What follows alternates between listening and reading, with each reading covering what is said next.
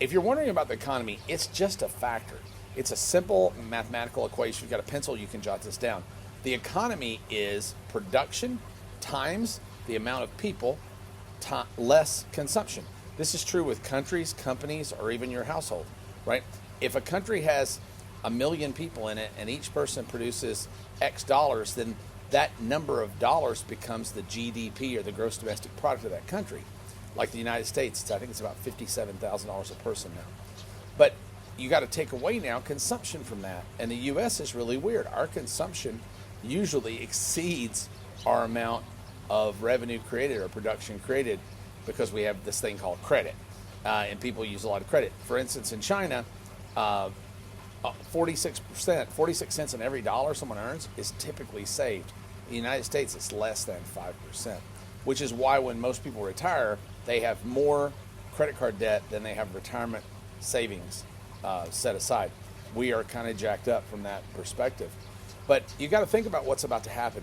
You're about to enter the most prosperous era ever in history. Why? Because robots produce, but they don't consume. Robots produce, but they don't consume. Sink that in. You're going to have the smartest people in the world telling automated machines that work 24 hours a day what you want them to do. This is a total game changer. It's one of the biggest innovations ever, and it's going to create massive productivity. But the key is, when you produce productivity without producing consumption, the result is wealth. For instance, in your household, if you take in more money in your household than you spend, then you accumulate wealth. If you spend more than you take in, you accumulate debt and death. The result, though, is true with governments.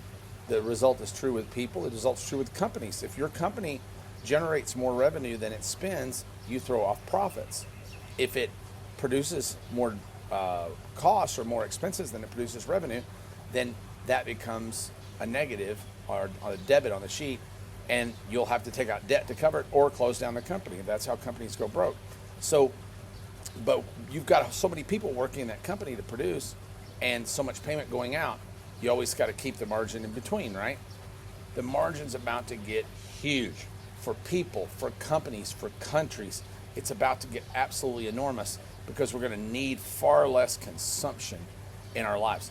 50 cents of every dollar being spent right now by younger people and people under 25, discretionary money, is being spent in digital products, goods, or services.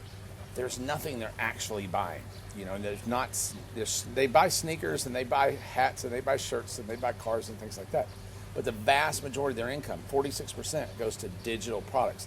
The world's changing. It's the reason digital currency actually really probably is going to be a thing. It already is a thing. For those of you going, yeah, you old man, it's already a thing. I know, but I've been pushed against this forever and ever and ever. It's cost me millions of dollars of not investing in cryptocurrencies earlier, but it totally makes sense to me now. I get it. So just keep in mind, this might be a rough patch of adjustment for some people, and there are going to be a lot of people left out. They're going to be very, very poor. The very, very poor are going to be a whole lot poorer. The very, very rich are going to be a whole lot richer.